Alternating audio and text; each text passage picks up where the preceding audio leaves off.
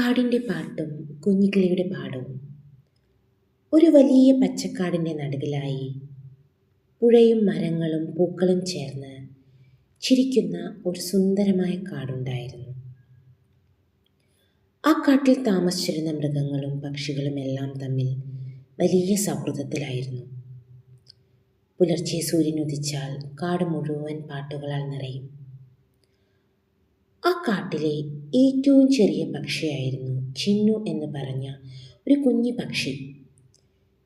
ചിന്നുവിന് പറക്കാൻ അറിയാമായിരുന്നു, പക്ഷേ അവൾക്ക് ക്ഷമ എന്താണെന്ന് അറിയില്ലായിരുന്നു.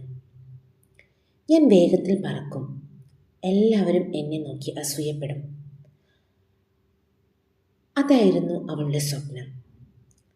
ചിന്നു ആ കാടിൻ്റെ നടുവിലെ ഏറ്റവും പഴയതും ബുദ്ധിയുള്ളതുമായ ഒരു ആൽമരത്തിൻ്റെ ഏറ്റവും മുകളിലത്തെ കൊമ്പിലായിരുന്നു താമസിച്ചിരുന്നത്.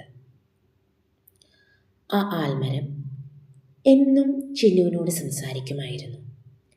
എല്ലാ കാര്യങ്ങൾക്കും സമയം വേണം കുഞ്ഞി, ആൽമരം ചിന്നുവിനോട് പറഞ്ഞു.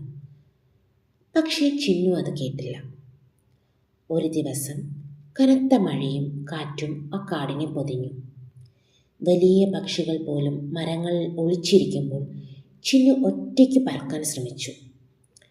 പെട്ടെന്ന് കാറ്റ് അവളെ തള്ളിയിട്ടു.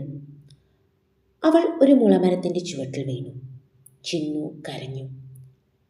ആരെങ്കിലും എന്നെ സഹായിക്കുമോ? ആ ശബ്ദം കേട്ട് ചിന്നുവിൻ്റെ കൂട്ടുകാരായ കുഞ്ഞണ്ണാനും കുഞ്ഞുമാൻകുട്ടിയും കുഞ്ഞാനക്കുട്ടിയും എല്ലാവരും ഓടിയെത്തി. കുഞ്ഞാനക്കുട്ടി തൻ്റെ ചെറിയ തുമ്പിക്കൈ നീട്ടി ചിന്നുവിനെ സുരക്ഷിതമായി ഉയർത്തിയെടുത്തു. അപ്പോൾ കുഞ്ഞണ്ണാൻ പറഞ്ഞു, നീ ഒറ്റയ്ക്ക് പറക്കാൻ ശ്രമിച്ചത് നല്ലത് തന്നെ, പക്ഷേ ആരുടെയെങ്കിലും സഹായം ചോദിക്കുന്നത് തെറ്റൊന്നുമല്ല കേട്ടോ. ആ മഴ മാറി. ആകാശത്ത് മഴവില്ല് വിരിഞ്ഞു.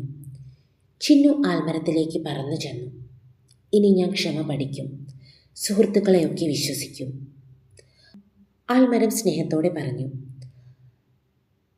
അതാണ് യഥാർത്ഥ ബുദ്ധി.